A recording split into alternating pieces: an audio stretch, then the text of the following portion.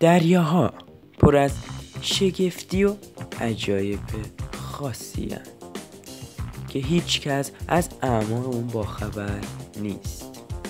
اما ما در این ویدیو میخوایم با هم 10 تا از عجیبترین موجودات دریایی رو با هم بررسی کنیم. با ما تا آخر این ویدیو همراه باشید و لایک و سابسکرایب هم یادتون نره. بریم سراغ ویدیو. شماره 10 متاپاسودا. این موجود عجیب و یه جوری میتونیم بگیم چراغونی، تعداد زیادی از این تو دریاها وجود داره و اغلب در استرالیای غربی یافت میشه و واقعا یک موجود بسیار عجیبه. شماره 9 کیوا، خدای صدف خرچنگ ها.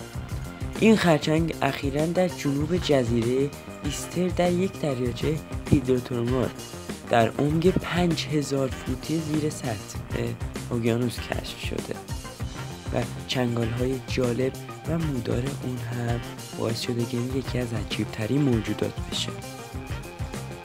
شماره 8 موجود برگدار. بالهای این موجود شبیه برگه و به حرکت آن در آب کمک میکنه. همچنین اون رو تا شبیه جلبک‌هایی در میاره که بتونه از خودش در برابر حملات حیوانات دیگه از خودش محافظت کنه و تو دریای سواحل جنوب غربی استرالیا یافت میشه. شماره 7 ماهی مرکب خوناشان. این جونور به تناسب جثه‌شان بزرگترین چشم‌ها را در بین هر حیوانی داره.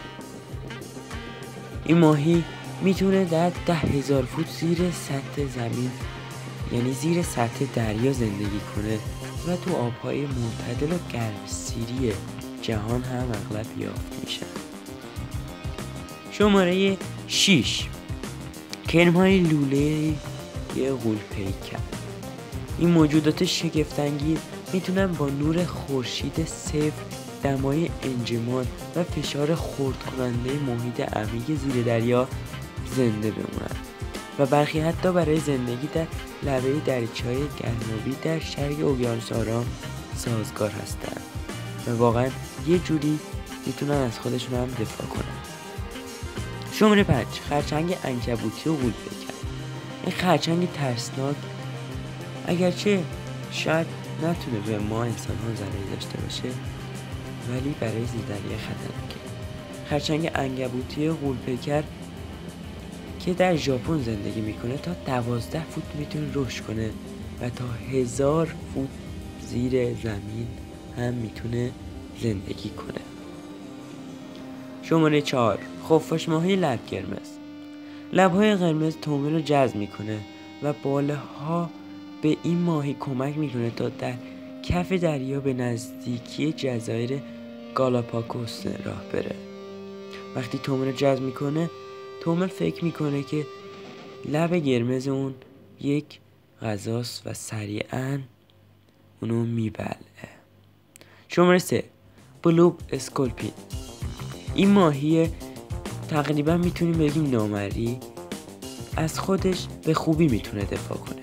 میدونی چه جوری؟ این ماهی یه جوری منزوی است و وقتی که یک حیوانی بهش نزدیک بشه میتونه به راحتی غیب بشه و تا 2 فوت زیر کف دریا میتونه زندگی کنه. شماره 2 گلمدریا. گلمدریایی در واقع یک کلونی از پولیپ ها با شاخک هایی است که شاخه هایی را تشکیل میدن. شبیه یک گلم هست و میتونه از خودش نور هم بده و در آبهای نیوزیلند زندگی میکنه که آبهای کم عمقی هم هستن، زیادی زیر عمق آب نیست. و شماره 1 دغدغه گورباه ماهی که یک موجود عجیبه.